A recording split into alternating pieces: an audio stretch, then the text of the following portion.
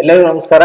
ನಾನು ಡಾಕ್ಟರ್ ವೆಂಕಟರಮಣ ಹೆಗಡೆ, ವೇದ wellness centre, ನಿಸರ್ಗ ಮನೆ, ಶಿರ್ಸಿ. ಇವತ್ತಿನ ವಿಶೇಷ ಅತಿಥಿಯಾಗಿ ನಮ್ಮ ಜೊತೆಗೆ ಕೀರ್ತಿ ಅಶ್ವಥ್ ಅವರಿದ್ದಾರೆ. ಗರ್ಭಧರಿಸಿದ ಸ್ತ್ರೀ ಯೋಗ ಮಾಡಬಹುದೇ, ಯೋಗ ಮಾಡೋದ್ರಿಂದ ಏನ್ ಪ್ರಯೋಜನ ಆಗತ್ತೆ, ಪ್ರೆಗ್ನೆನ್ಸಿಯಲ್ಲಿ ಆಯಾ ಟೈಮ್ ಅಲ್ಲಿ 3 ತಿಂಗಳ ಆದ್ಮೇಲೆ ಯೋಗಾಭ್ಯಾಸಗಳನ್ನ ಮಾಡ್ತಾ ಬರೋದ್ರಿಂದ, 3 ತಿಂಗಳವರೆಗೆ ಮನಸ್ಸನ್ನ ಹತೋಟಿ ಮಾಡ್ತಾ ಬರೋದ್ರಿಂದ, ಮನಸ್ಸಿಗೆ ಚಿಕಿತ್ಸೆ ಕೊಡೋದ್ರಿಂದ ಖಂಡಿತವಾಗಿ ಹೆಲ್ದಿ ಬೇಬಿ, ಆರೋಗ್ಯಯುತವಾದಂತ ಮಗು ನಮ್ದಾಗಲಿಕ್ಕೆ ಸಹಾಯ ಆಗತ್ತೆ.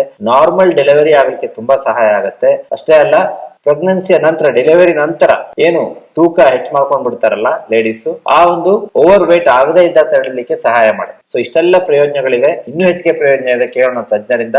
ಡಾಕ್ಟರ್, ಕಾರ್ಯಕ್ರಮಕ್ಕೆ ತಮಗೆ ಸ್ವಾಗತ. ಸ್ವಾಗತ.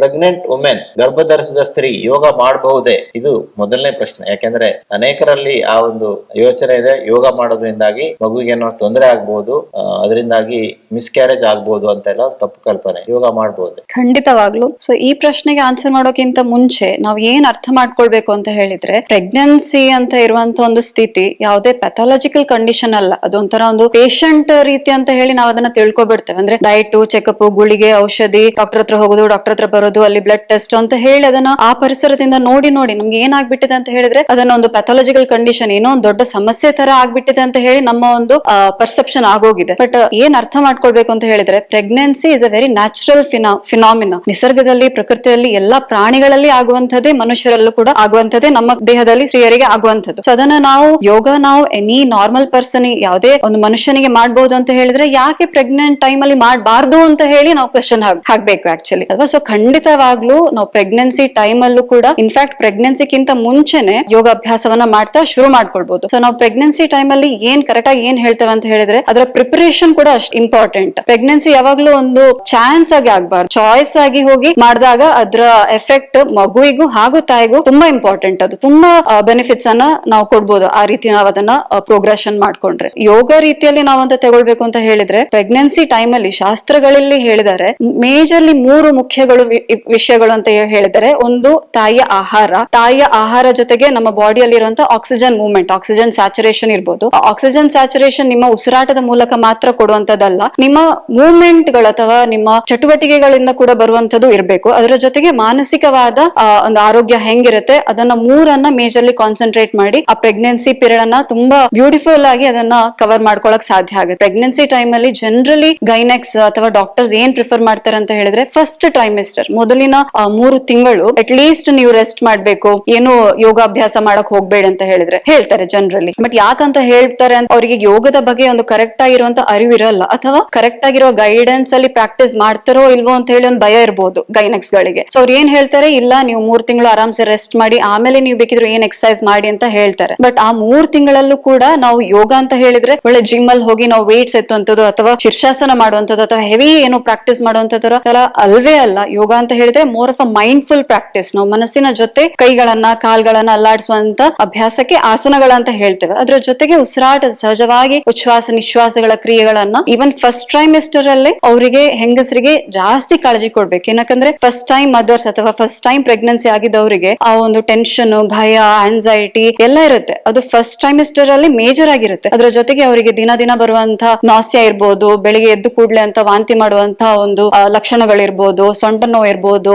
ಆನ್ಸೈಟಿ, ಟೆನ್ಷನ್ಸ್, ತಲೆನೋವು, ಮೋಷನ್ ಪ್ರಾಬ್ಲಮ್, ಹಂಗೆಲ್ಲ ಮೇಜರ್ಲಿ ಕಾಣಿಸ್ಕೊಳ್ಳುವಂತದ್ದು ಅದು ಮೇಜರ್ಲಿ ಫಸ್ಟ್ ಟ್ರೈಮಿಸ್ಟರ್ ಅಲ್ಲೇ ಆಗಿರುತ್ತದೆ. ಸೊ ಹಂಗಾಗಿ ಯೋಗ ಅಂತ ಇರುವಂತ ಅಭ್ಯಾಸ ನಾವು ಫಸ್ಟ್ ಟ್ರೈಮಿಸ್ಟರ್ ಅಲ್ಲಿ ಜಾಸ್ತಿ ಅವರಿಗೆ ಹೇಳ್ಕೊಟ್ಟು ಅವರ ಆ ಪ್ರಾಬ್ಲಮ್ಸ್ ಗಳನ್ನ ಟ್ಯಾಕಲ್ ಮಾಡಿ ಹೆಲ್ಪ್ ಮಾಡಿ, ಆಮೇಲೆ ಕೂಡ ಯೋಗದ ಜೊತೆಗೆ ಸೆಕೆಂಡ್ ಟ್ರೈಮಿಸ್ಟರ್, ಥರ್ಡ್ ಟ್ರೈಮಿಸ್ಟರ್ ಕೂಡ ನಾವು ಆರಾಮ್ಸಾಗಿ ಕವರ್ ಮಾಡ್ಕೊಳ್ಬಹುದು.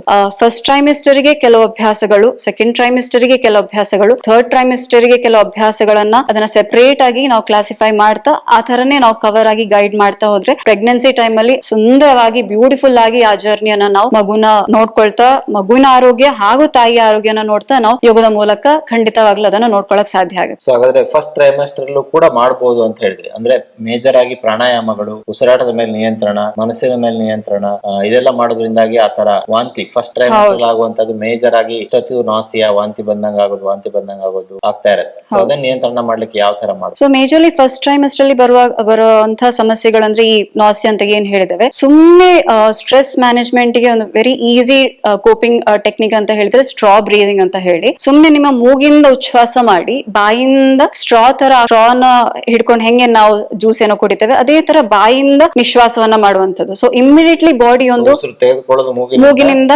ಬಾಯಿಂದ ಇಟ್ಕೊಂಡು ನಿಶ್ವಾಸ ಮಾಡುವಂತದ್ದು.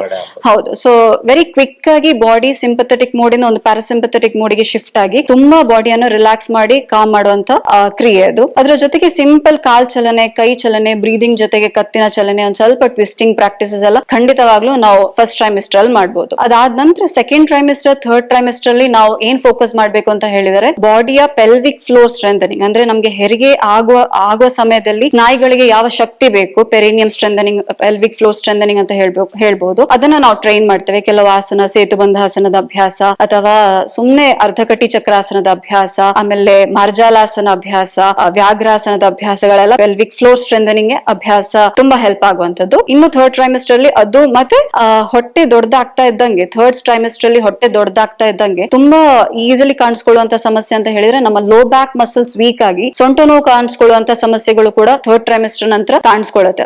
ಅದರ ಜೊತೆಗೆ ಗರ್ಭಕೋಶ ದೊಡ್ಡದಾಗ್ತಾ ಇದ್ದಂಗೆ ಅದರ ಅಕ್ಕಪಕ್ಕದಲ್ಲಿ ಏನ್ ಸ್ಟ್ರಕ್ಚರ್ಸ್ ಇರುತ್ತೆ ಅದಕ್ಕೂ ಅದು ಪ್ರೆಷರ್ ಕೊಟ್ಟು ಅಲ್ಲೂ ಸ್ವಲ್ಪ ನೋವು ಕಾಣಿಸ್ಕೊಳ್ಬಹುದು. ತೊಡೆಯ ಭಾಗದಲ್ಲಿ ಇರ್ಬೋದು ಅಥವಾ ಮೋಷನ್ ಸಮಸ್ಯೆ ಇರ್ಬೋದು, ಮೋಷನ್ ಗಟ್ಟಿ ಆಗುವಂತದ್ದು, ಪದೇ ಪದೇ ಯೂರಿನ್ ಹೋಗುವಂತ ಅಭ್ಯಾಸಗಳು ಇರ್ಬೋದು, ಅಂತ ಸಮಸ್ಯೆಗಳಿರ್ಬೋದು. ಅದಕ್ಕೆ ಕೆಲವು ಸ್ಪೆಸಿಫಿಕ್ ಪ್ರಾಕ್ಟೀಸಸ್, ಮತ್ತೊಮ್ಮೆ ಪೆಲ್ವಿಕ್ ಫ್ಲೋರ್ ಸ್ಟ್ರೆಂಥನಿಂಗ್ ಅಭ್ಯಾಸ ಇರ್ಬೋದು, ಆ ನರಗಳನ್ನ ರಿಲ್ಯಾಕ್ಸ್ ಮಾಡುವಂತದ್ದು ಅಥವಾ ಬ್ಯಾಕ್ ಮಸಲ್ ಸ್ಟ್ರೆಂಥನಿಂಗ್ ಪ್ರಾಕ್ಟೀಸಸ್ ಇರ್ಬೋದು. ಹಂಗಿದ ಅಭ್ಯಾಸಗಳನ್ನ ಮಾಡ್ತಾ ಥರ್ಡ್ ಟ್ರೈಮಿಸ್ಟರ್ ತನಕ ನಾವು ಪ್ರೆಗ್ನೆನ್ಸಿ ಆ ಜರ್ನಿಯನ್ನ ತುಂಬಾ ಈಸಿಯಾಗಿ ಸ್ಮೂತ್ ಆಗಿ ಅದನ್ನ ಕವರ್ ಮಾಡಕ್ ಸಾಧ್ಯ ಆಗುತ್ತೆ. ಮೊದಲ 3 ತಿಂಗಳು, ಎರಡನೇ 3 ತಿಂಗಳು ಹಾಗೂ ಕೊನೆಯ 3 ತಿಂಗಳು. ಸೊ ಇದಕ್ಕೆ ಸಪರೇಟ್ ಅಂತ ಯೋಗಾಭ್ಯಾಸಗಳಿರುತ್ತೆ. ಅದನ್ನ ಕರೆಕ್ಟ್ ಆಗಿ ಮಾಡೋದ್ರಿಂದಾಗಿ ಖಂಡಿತವಾಗಿ ನಾರ್ಮಲ್ ಡೆಲಿವರಿ ಆಗ್ಲಿಕ್ಕೆ ತುಂಬಾ ಸಹಾಯ ಆಗುತ್ತೆ. ಯಾಕಂದ್ರೆ ಈಗ ಎಲ್ಲೆಲ್ಲಿಯೂ ನಾವು ಸಿ ಸೆಕ್ಷನ್ ನೋಡ್ತಾ ಇದ್ದೇವೆ. ನಾರ್ಮಲ್ ಡೆಲಿವರಿ ಸಿ ಸೆಕ್ಷನ್ ಅನ್ನ ಡಾಕ್ಟರ್ ಬೇಕು ಅಂತ ಮಾಡೋದಿಲ್ಲ. ಯಾರ ಹತ್ರ ಮಗುವನ್ನ ಪುಷ್ ಮಾಡ್ಲಿಕ್ಕೆ ಸಾಧ್ಯ ಆಗೋದಿಲ್ವೋ, ಯಾರಿಗೆ ಆ ಹೊಟ್ಟೆಯ ಅಥವಾ ಗರ್ಭಕೋಶದ ಮೇಳದಂತಹ ಮಾಂಸಖಂಡಗಳು ಗಟ್ಟಿ ಇಲ್ಲ ಅಂತ ಸಂದರ್ಭದಲ್ಲಿ ಅನಿವಾರ್ಯವಾಗಿ ಸಿ ಸೆಕ್ಷನ್ ಮಾಡುವಂತ ಪರಿಸ್ಥಿತಿ ಬರುತ್ತೆ.